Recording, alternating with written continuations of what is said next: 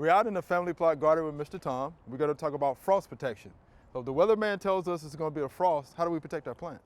Well, one of the things you can do is, one of the things the commercial growers do is they turn on the water, a sprinkling system. The water coming out of the ground is going to be probably 50 degrees or more. Okay. Of course, you want to leave it on all night. And you do not water them in the morning. If you did get some frost damage, do not water it. Let the natural air start doing it. If you water it, it just will cause more damage. Okay. But if it's a clear sky, you can see stars, it's chilly, no wind, you're probably a good shot that you are going to have frost. One of the best protections for frost is to plant the crops at the right time of the season. Sure. Cool weather crops typically can handle a light frost. Not necessarily a hard freeze, but they can handle a light frost.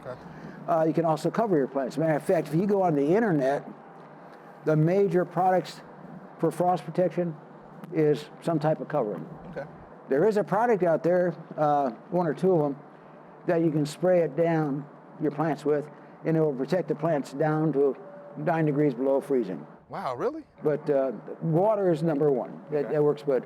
Also, your commercial growers in orchards, like when I lived in California, they use smudge pots, smoke, and also big fans, because moving air you won't get frost on them. That's the reason why if the air is still, we get frost. If the air is any kind of a movement, you're going to get frost. Okay.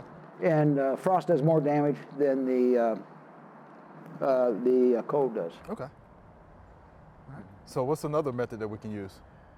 Well, for the average homeowner. For the average homeowner, like I said, and of course, the sprinkling system only works if you're close to a water source. Covering the plants up. Milk jugs. Milk jugs. Milk jugs, they work too, if the plants are small. Okay. If they're small. If they're small. And no matter what you use, be it covering with cloth or whatever, or milk jugs, you want to make sure that when the sun comes up, you take them off. Otherwise, you can cook the plants. And also on these, of course, you want to open the lid off, right? Also, when you cut the bottom off, sure.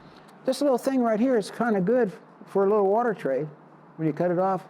Like, for example, the African violets usually water from the bottom. You can set them in this and water it, so you don't have to really throw it away. But being recycling, once you get done with these, make sure you recycle them rather than throw them in the trash can. Find something to do with it, right? But yeah, these things work okay.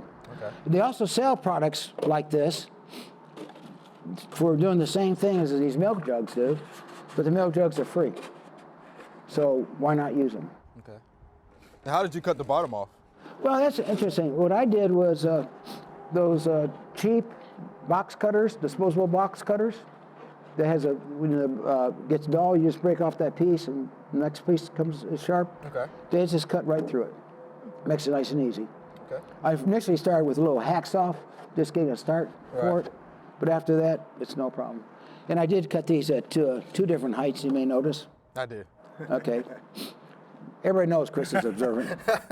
I'm paying attention. Okay, and then set it like that. But again, the next thing is covers of any sort. You really don't want them having touch the plants. Okay. Because the cold will go right through that. So like a light sheet or cloth? A sheet, glass. You can get those from a dollar store. Those shower curtain liners. Okay. They're 72 inches by 70 inches, and they'll cover a lot. If you can think of some way to build it. And also, since we're talking about frost, we're talking about wintertime or spring. Right. Another good thing is grass clippings, leaves. You just cover the plant up with them, and they'll work.